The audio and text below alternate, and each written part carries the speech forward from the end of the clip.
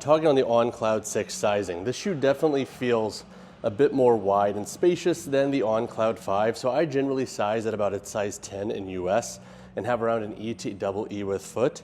And the width of this shoe is like right at my threshold of what's comfortable. So I have a little bit of upper volume, which is nice.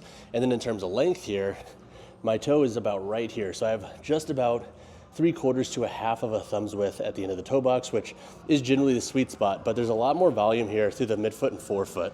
So if you thought that the On Cloud 5 felt a little bit snug, or maybe you were just right on that cusp of it feeling too small, I do think the Cloud 6 will be better for you.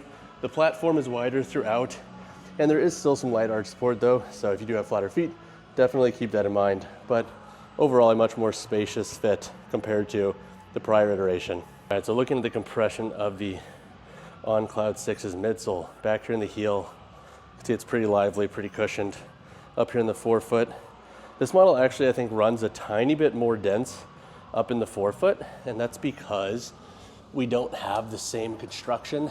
These little Cloud Tech parts here are a little bit more flush, so there's not as big as divots here up in the forefoot. As you can see back here in the heel, we still have a similar construction with the deeper divots, but up here in the forefoot, it's a little bit less aggressive, so it does give it a slightly denser feel, but I do think it'll be comfortable for most folks, so I don't worry about that too much. And they still have a ton of flexibility through them with the speed board and everything else.